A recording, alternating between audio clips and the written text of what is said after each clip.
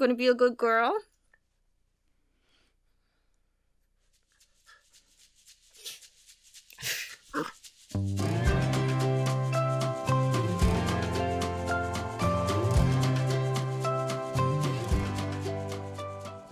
Hello, lovely people of the internet, and welcome to episode 3 of the NovelTea Knitting Podcast. I'm your host, Emma, here to talk to you about all things knitting, bookish, basically anything cozy that takes my fancy. So, grab a cup of tea, and let's get started. My first and only finished object for this episode is a baby blanket. Ta-da! This didn't go exactly as planned. I actually ended up running out of this burgundy yarn more quickly than I expected. I meant to do a 5th row in the burgundy, and then I was going to do another repeat of the salmon color, and then another repeat of this pink as well.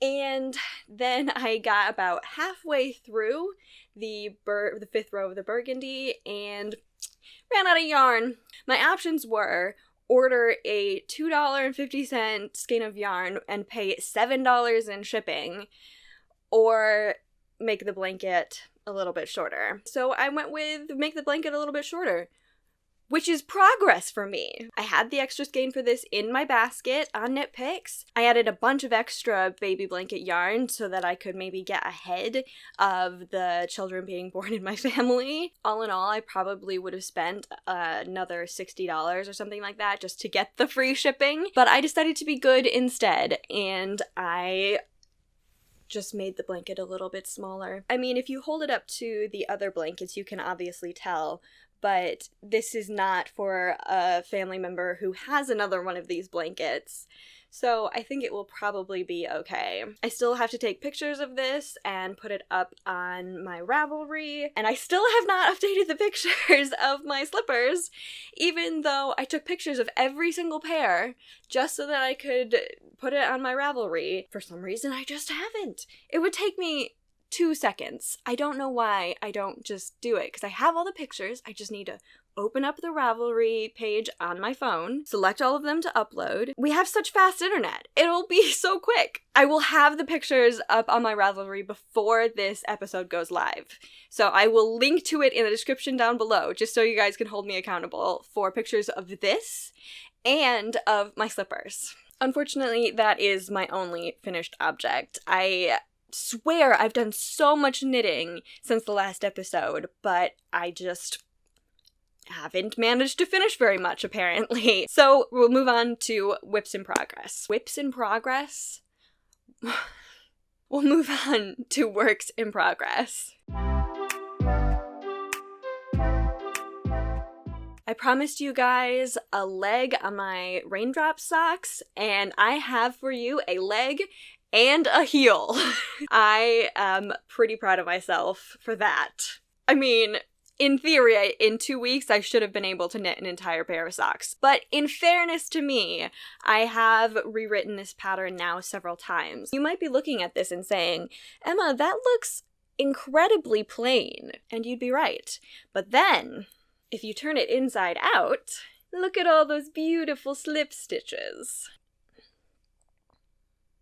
So I actually decided that because I have my falling leaves socks pattern, which I suppose I have a little sample of that right here. This is just a sample that I used for taking some photos. So it's not a full sock, obviously, but this is my falling leaves pattern.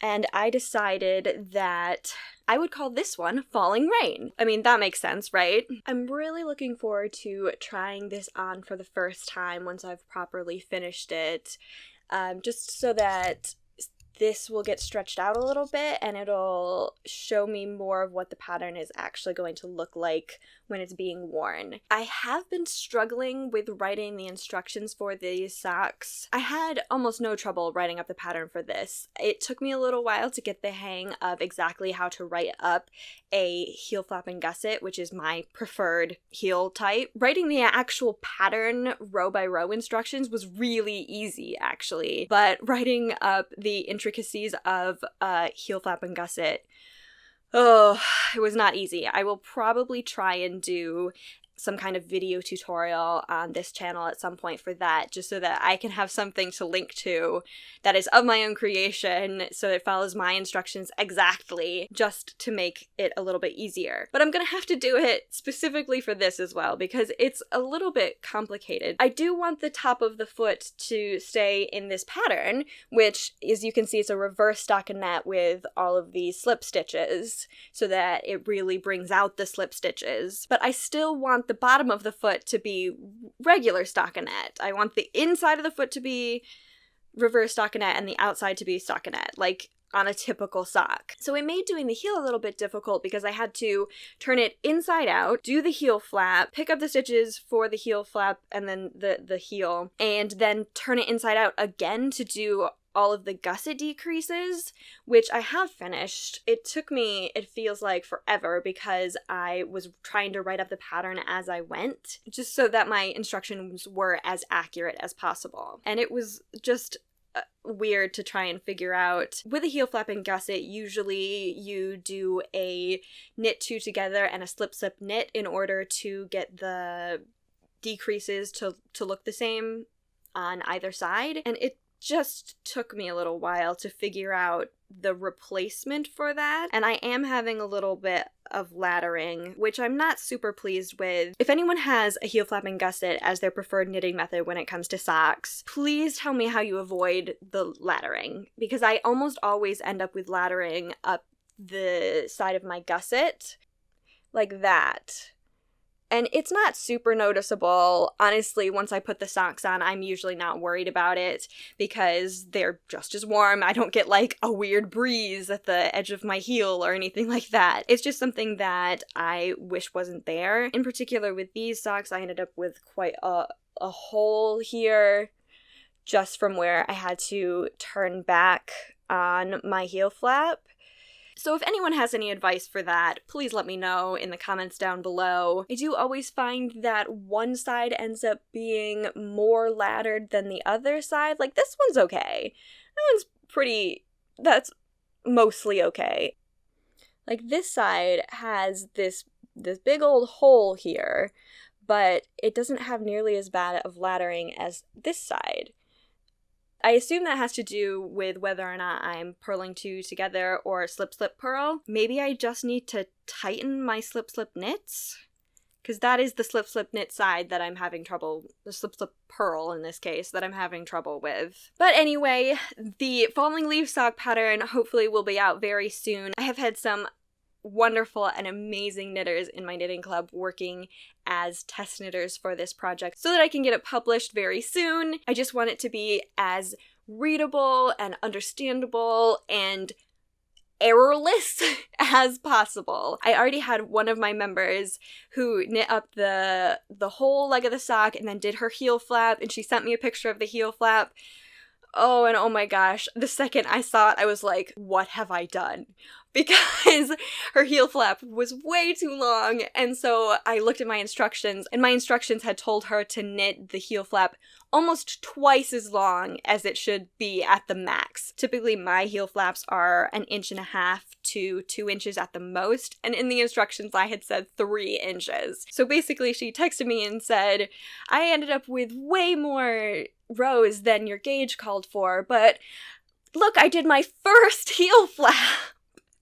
And I felt so bad because I was like, oh, this person's first experience knitting a heel flap and gusset, and I have given her the incorrect instructions. But I texted her and we got the correction. She ended up leaving the extra long heel flap, and she said it helped the socks fit over her heel better. But I still felt pretty bad. Moving on to my other work in progress, I have cast on the sleeve of this cardigan.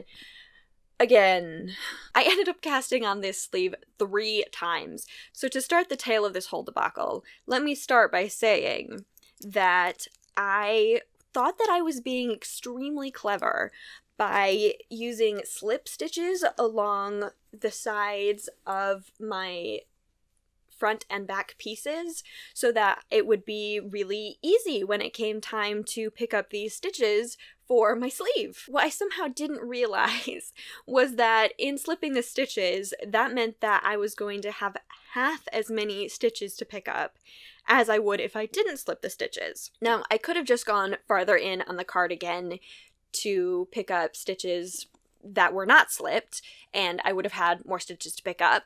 But I worked hard on these. It was not easy to get this perfect, beautiful seam along this edge. Ignoring, of course, where I messed it up at the top. No. This beautiful edge here. I worked hard on that because the rows always ended differently. Like sometimes it ended with a knit stitch and sometimes it ended with a purl stitch. I had to really think about whether I needed to slip the stitch with the yarn in front or slip it with the yarn in back. Besides that, it would have been a huge pain in the butt to go in an extra row, and also having the extra bulk on the seam made me really nervous. I want this to be as seamless as possible just for my own comfort because of the tactile anxiety that I have. It's so important for me to do whatever I can to make this as comfortable as possible. In that regard, even though I knit the body of the sweater significantly longer than what the pattern called for so that I would have extra room in the arm, I ended up picking up 68 stitches instead of 72 stitches along the arm, which is exclusively because I did that slip stitch thing. And do you know what, though? I stand by it, because it was so easy to pick up stitches with all the times that I had to recast this on. So the first time I cast it on, I wanted to increase my stitches so that I had at least the 72 that was recommended for my size that I was knitting, also a little bit extra just because I like the extra large arms. So again, not really thinking about what it was actually going to look like, I started doing increases on either side of the seam. In this pattern, you make a faux seam along the side in stockinette stitch. And it's just a little detail, but I decided to use it to my advantage, and I did increases on either side of it. And I did them rapidly. I wanted to make the armhole as big as possible, as quickly as possible. And so I ended up with this like weird shaped nub almost under the arm. It just stuck out at a weird angle, and you almost definitely wouldn't have been able to see it when I was actually wearing it, because it's not like I walk around like this so that you can see the weird shapes of the underarm seams of my garments. But it bothered me. It wouldn't have bothered me, I don't think, physically, but it was gonna bother me mentally. And so I decided to pull it back and redo it, and I was like, you know what? I won't do any increases. I will just leave it at the 68 stitches. It's fine. But then, after I had knitted for several inches, of course, on the sleeve, I realized that what I should have done in the first place was just do all of my increases in one row. So all I really needed to do was increase by 12 stitches in one row. So I did the math on how to get from 68 to 80 in the most even possible way. I ended up increasing every 5 and then 6 stitches. So I would knit 5 stitches, do an increase, knit 6 stitches, do an increase, knit 5 stitches, do an increase, and so on and so forth until I got to the end of the round. And that way I had an almost instantaneous increase rather than that weird, slow nub of an increase. But the result of that is that I just have not gotten a ton of knitting on this done. It's also not really fun doing this stitch pattern in magic loop. I wouldn't necessarily say it's that much harder than doing it just back and forth like I have been doing it, but in the tight quarters that the magic loop makes, it's just not very fun. So I'm going to try and focus on getting this sleeve done, getting at least the first sock done in my pattern, and we'll go from there. Speaking of that stockinette seam though, I did end up forgetting to do it on my third cast on for most of it. You can see I've kind of started doing it again because the seam does go up under the arm as well as down the side of the sweater. But honestly, I don't think it's going to be that noticeable, and I absolutely refuse to rip this out and cast it on again. So there you go. Returning to the Castonitis section from last week, I have been very good and I've actually gone stash diving to figure out what yarn I was going to use for that morning cup sweater. So just as a reminder, last week I had all these sweaters that I had decided that I wanted to cast on, and the only one of 4 sweaters, mind you, that I didn't have the yarn for was the Morning Cup sweater by Tiffany Kerr. I have since found the yarn. So first up, for the body, we've got some of this Why Not fibers in their sole base, which is a sock yarn, but it is 100% superwash merino. I bought this specifically to make socks. I know you're looking at it and saying, 2 skeins, Emma? You don't need 2 skeins for socks.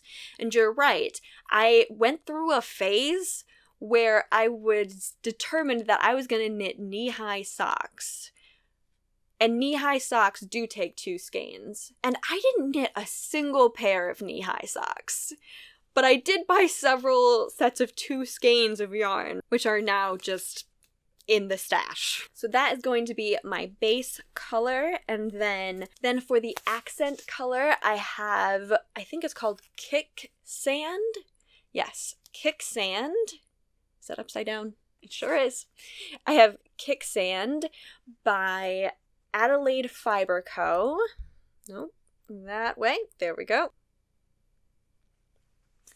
I bought this with the intention of making it into a pair of socks, and I'm sure that it would still make a lovely pair of socks, but I think that this project is also just as good.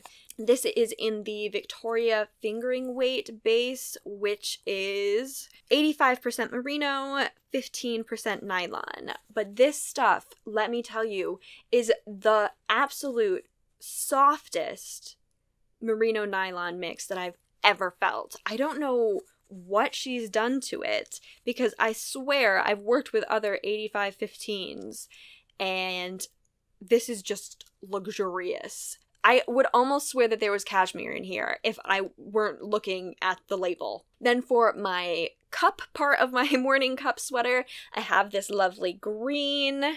It's really more of a gray green, I suppose, but it does look more green in person than it does on the camera. This yarn, I am uncertain of the origin of. I do not know the brand. I do not know the fiber content.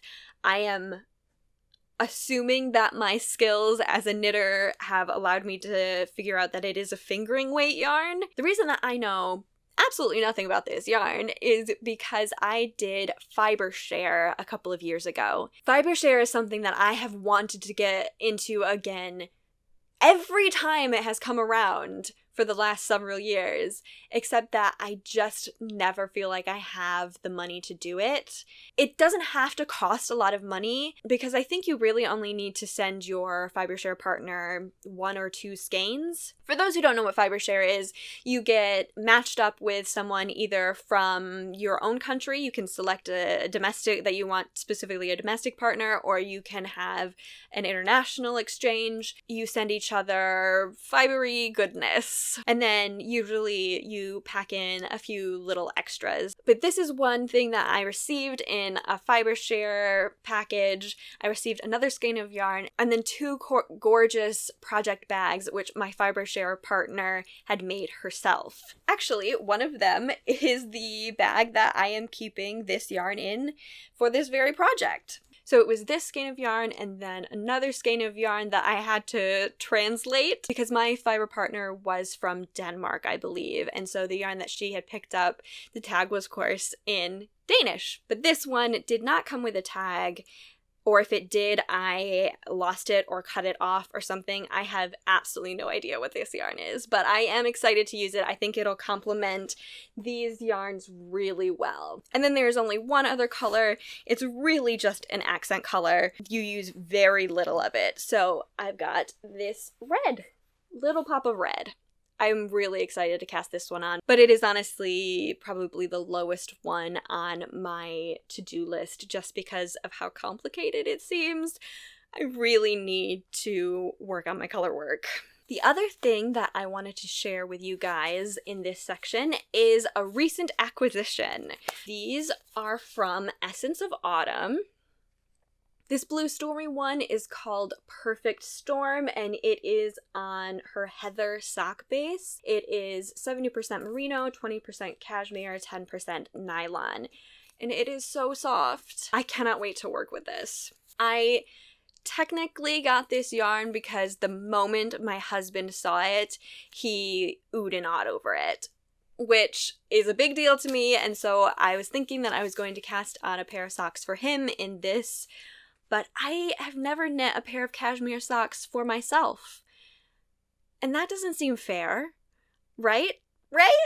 I should have my own pair of cashmere socks before I knit one for my husband.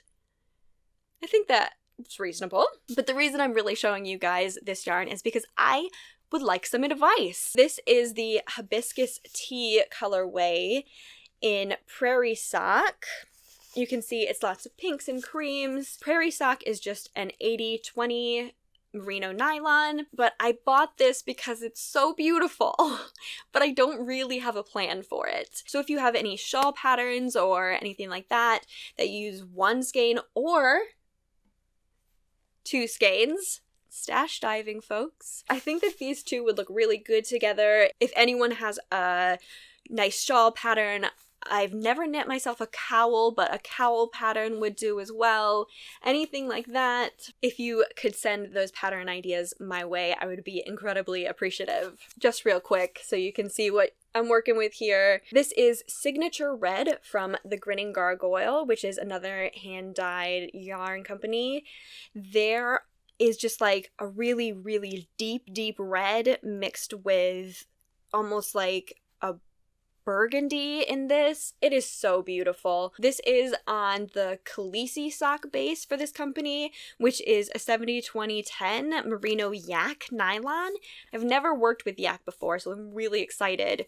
But if for any reason having a yak based wool and a just merino based wool mixing together is a bad idea, please let me know. I think it should be fine, but I am not 100% positive. But yeah, if you have any ideas for a pattern for either one or both of these, please let me know down in the comments below. So that is it for knitting content.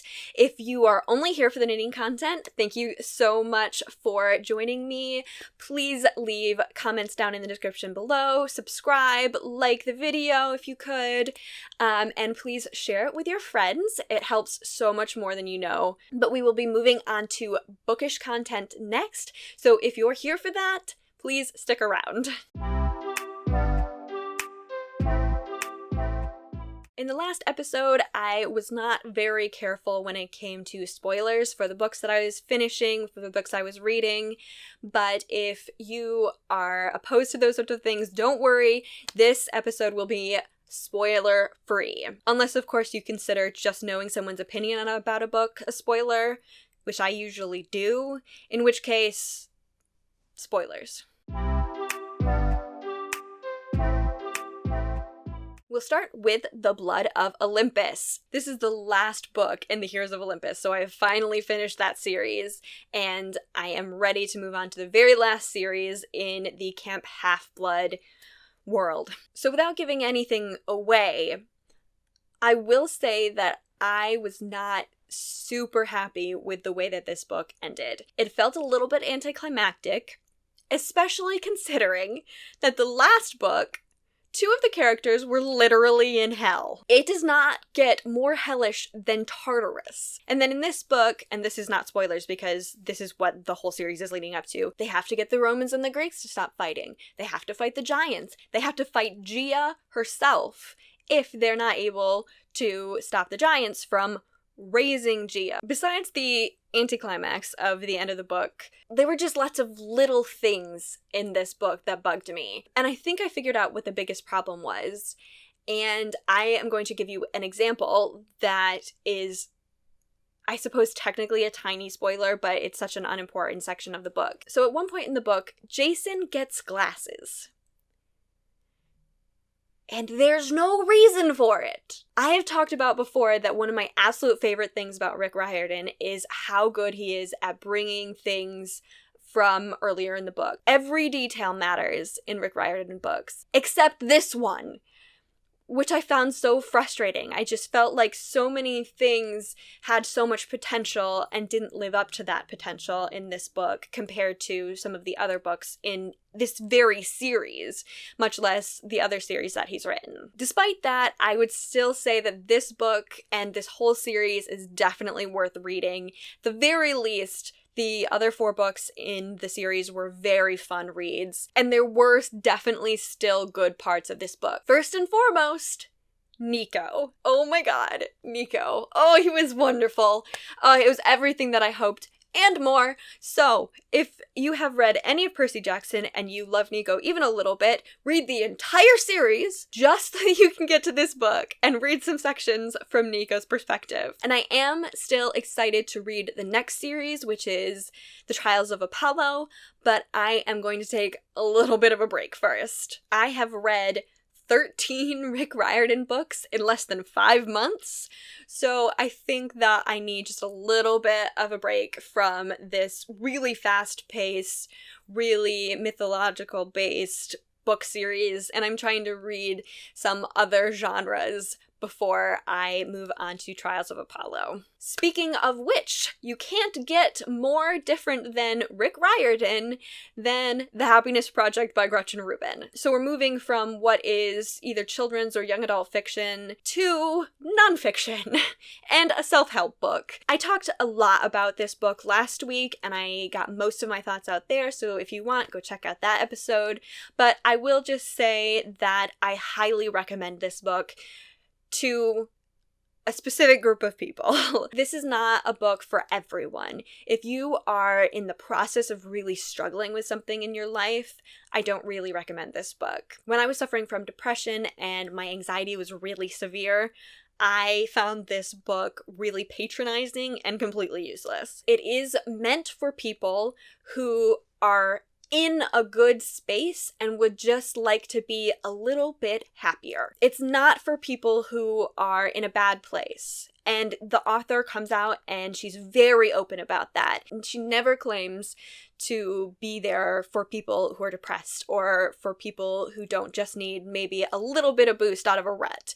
It is definitely not for people who are going through tragedy or anything like that. You're gonna feel patronized in this book. Just because so many of the things in the book are really simple, there are more ways to recognize happiness in your life than make you happier necessarily. The end result is that you feel happier because you're recognizing the things in your life that make you happy. But yeah, I do recommend it if you consider yourself in a good place. Next up is The Worst Best Man by Mia Sosa. I needed this book. It was such a fast read for me. I listened to it on audiobook, which does need to be brought up because I loved the narrators. My god, I loved the narrators. There were 2 narrators in this book, which I'm usually pretty iffy on. I definitely don't like when a book is narrated by more than 2 people. Then it just becomes a play, in my opinion. But with 2 narrators narrating from the female protagonist and the male protagonist's perspective, it was really well done and it made me really connect with the characters. Our main character, Lena, she is a wedding planner and she is Brazilian. And that I'm just bringing up because there are several aspects of Brazilian culture that are brought up. The fact that she is a BIPOC woman is not shied away from at all. The fact that her family is a family of immigrants is not shied away from at all. It's definitely brought up, but it is not the focus of this story by any means. The focus is definitely the romance, but I loved the aspects of Brazilian culture that were brought up. Every once in a while, the author would have her characters speak in Portuguese, and this can be really hit or miss for me. Sometimes an author will throw in bits of another language, but they won't properly explain what those words mean in that language, and it means I just feel like there's an inside joke that I'm missing out on, which is not a good feeling. I'm supposed to really be connecting with these characters, not be pushed away from them. But this author did not have that problem. Anytime she brought up something from Brazilian culture that might not be mainstream or easily understood, she explained it. There were several times where they spoke Portuguese, and she didn't necessarily come out and do a word-for-word translation every time, but Lena always got the point across really well. I never felt like I was missing out on anything, and actually I felt like I was being brought in on the secrets, which made me feel really good. I really enjoyed that aspect of the book. I will say that there is some serious smut in this book. If you don't like an intense sex scene, don't read this book. They are some of the most well-written sex scenes I think I've ever read.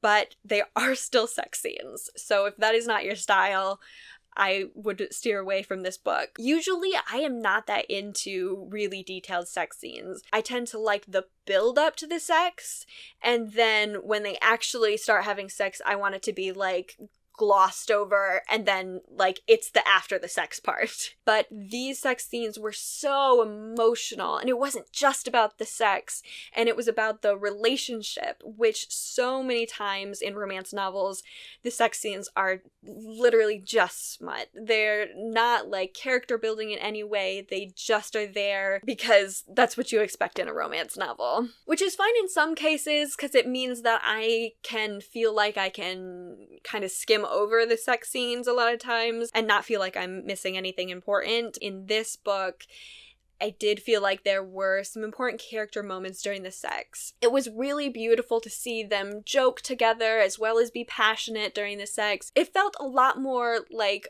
realistic sex to me than a lot of other books portray it as. Another aspect of this book that I absolutely loved is the antagonist. Before I tell you who the antagonist is, because I'm sure you're going to be able to figure it out real easy once I give you the description, the book is about Lena and Max, and Lena was going to marry Max's older brother, and then Max's older brother, Andrew, left her at the altar. Andrew is gone the morning of the wedding, and leaves a text from Max explaining to his brother, his best man, that the things that Max and he talked about the night before really made it clear to him that he and Lena weren't right for each other and that they shouldn't get married, and he leaves Max to go and tell everyone that it was his own fault that the groom has left, and so of course everyone blames him in part. Obviously it's more Andrew's fault, but it's partially Max's fault, and that is a major component in the book, because obviously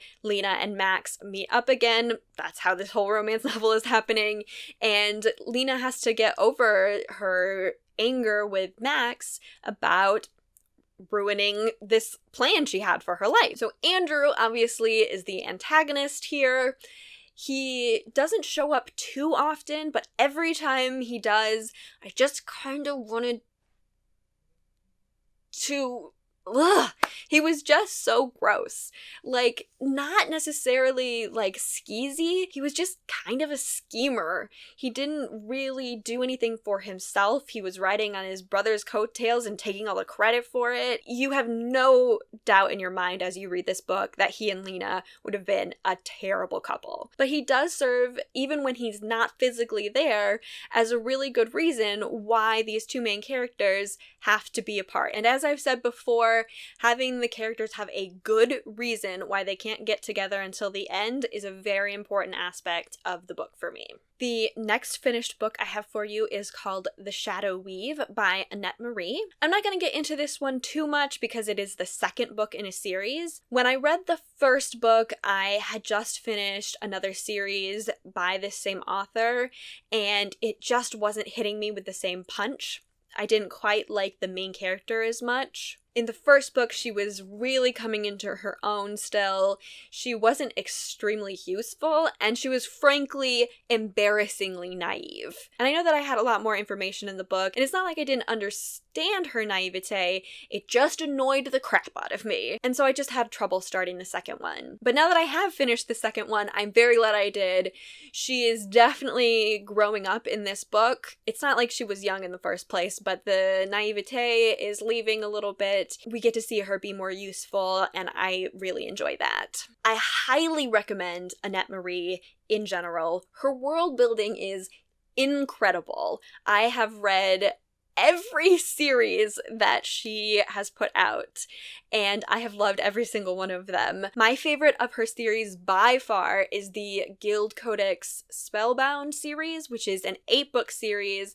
They have really fun titles like Three Mages and a Margarita, but again, I really like the world building in that story, and it actually created a ton of offshoots. She has the Guild Codex Warped series and Guild Codex Demonized, and I think she's coming out with another one that's called, I think, The Crystal Druid. I don't actually know. That might be the title of the first book and not the title of the series. But anyway, like I said, The Shadow Weave is the second book in a series, but it is actually a prequel series that takes place in the same world as the Steel and Stone series. And I did read the Steel and Stone series first, and I have gone back and started reading the Shadow Weave series. And just to give you an example of the world building, in this Steel and Stone universe, there are daemons, not demons, daemons, although they're kind of similar. They come from either the overworld or the underworld. All demons have magic in varying degrees.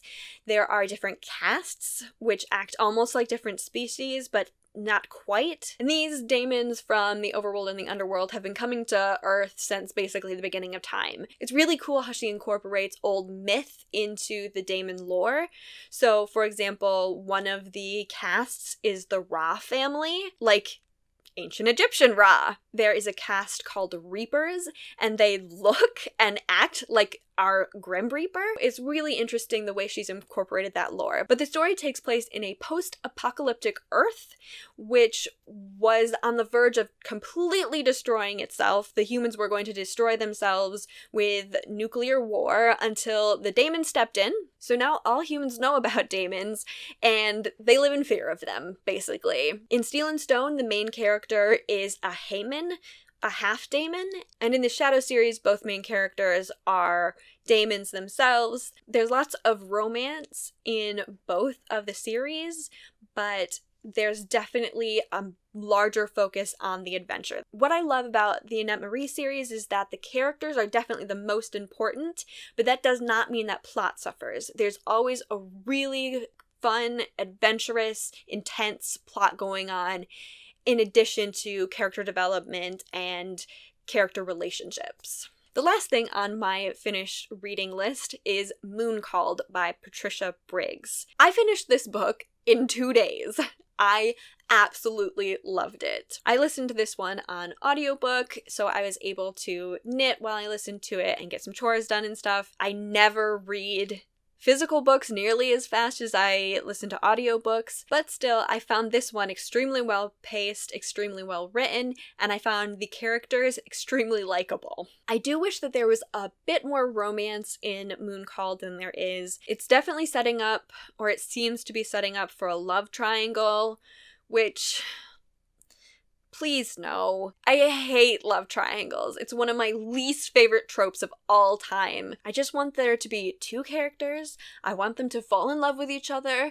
I want them to go and be badasses together. And I want them to save the world. Is that too much to ask for? But besides that one aspect, that there wasn't enough romance, the world building in this series, again, is really good. I love the way that people make urban fantasy work. The series in general focuses mostly on werewolves, but our main character is actually a walker. And a walker is a Native American myth, so our main character, Mercedes, or Mercy, is part Native American. Speaking from the perspective of, obviously, a white woman, the representation to me seems really good. I did a little bit of research just to make sure I wasn't talking out of my ass. It seems like Patricia Briggs, who, like me, is white, has a pretty good reputation for the way that she treats this part Native American character. It does feel a little bit like it's stepping on cultural appropriation, but I think that she handles it quite well, especially because Mercy is a well-rounded character. It in no way, at least to me, again, as a white woman,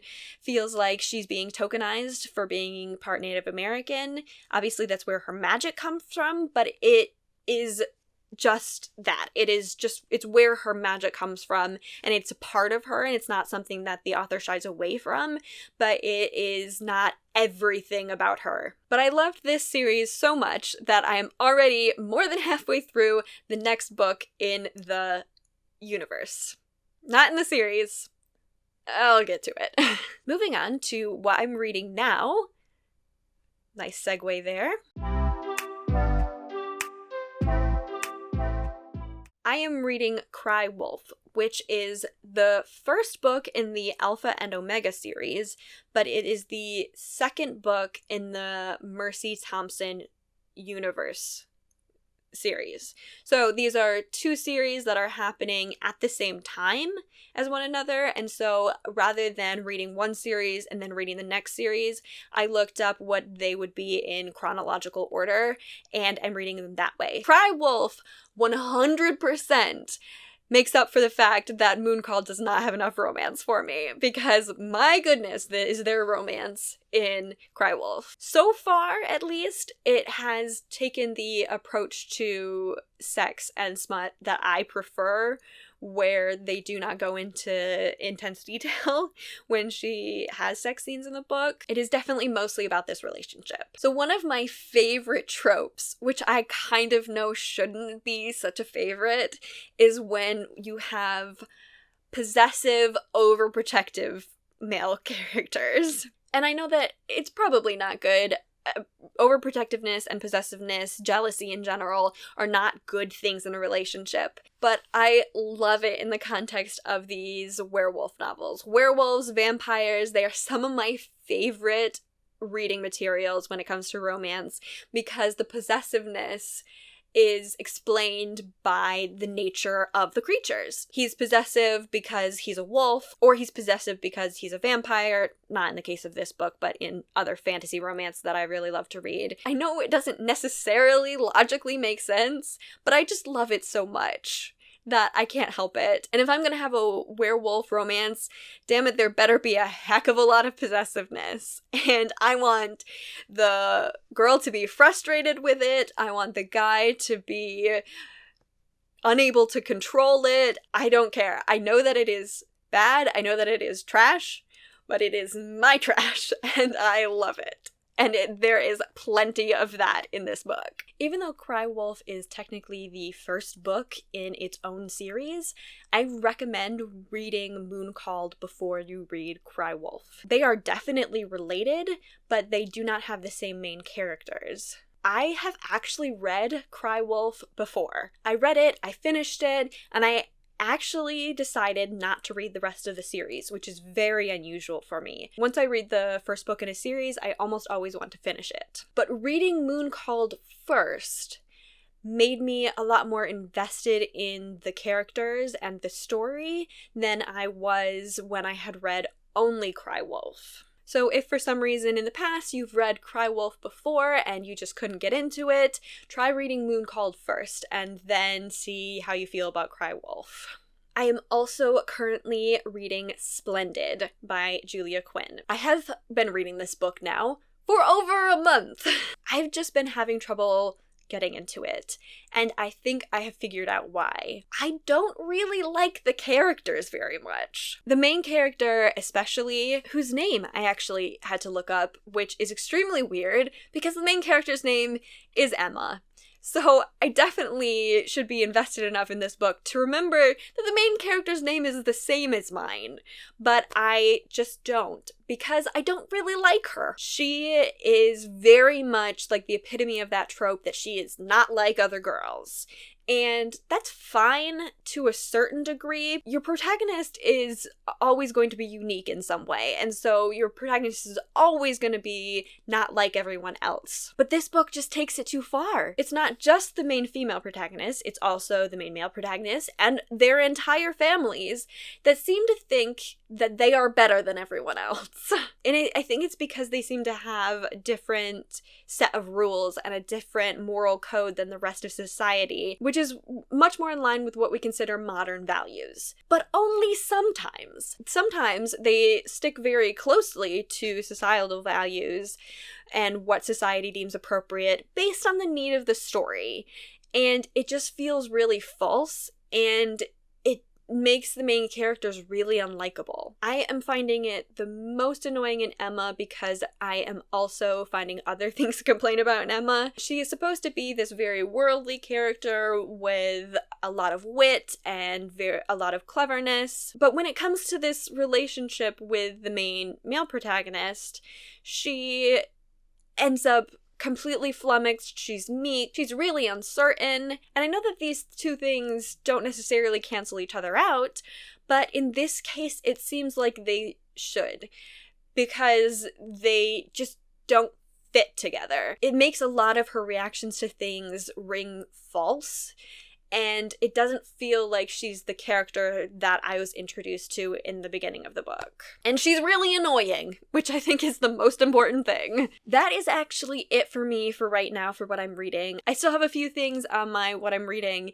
that I mentioned last week, but I haven't made any progress in them, so I'm not going to bore you with that. But I am going to bore you with what I picked up from the library recently. I have a hygge obsession.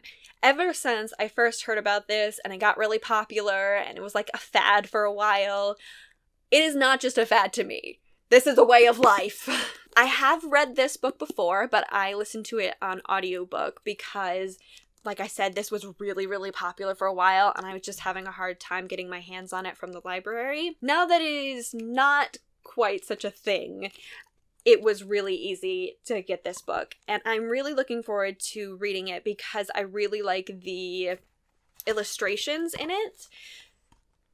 There's just something about them that really work with my sensibilities. They are themselves very hygge, which is, I suppose, appropriate for the hygge book. But yeah, I'm really looking forward to reading this complete with the illustrations. Ooh, this one's a really good one. The other book I have not read before, it is called Cozy. Cozy is, for all intents and purposes, what hygge means to anyone who speaks English as their first language. I think that hygge and cozy really appeal to me because of the same reason that the Happiness Project appealed to me. It is about small actions that make a big difference. It is about small changes, it's about self-reflection, it's about your environment, and that is very appealing to me. And of course, cozy is just my keyword. That's my aesthetic. I am also going on a Clara Parkes binge. Clara Parkes is an extremely well-known, well-respected, yarny, knitting author. She is not a fiction author. She's very much nonfiction based. I have read this book, The Yarn Whisperer, once before. It was just something that I found that I could sit with for a couple minutes, read a couple of the stories in it, and then go about my day. It wasn't something that I felt like I had to sit down and really commit to. I've decided to go in and read a bunch of these Clara Parkes books because I just have the urge to read about knitting, and I don't really want it from a fiction perspective. I really just want to bask in the knitting goodness. So we've got The Yarn Whisperer, Knitlandia, A Stash of One's Own, and what I'm pretty sure is her latest book, Vanishing Fleece. I'm especially keen to read this one. I actually have some family members who are in the sheep industry, and I am curious to see if this will give me any insights into what they do with the wool from their sheep. These two in particular are essay books. They are arranged by Clara Parkes. Clara or Clara?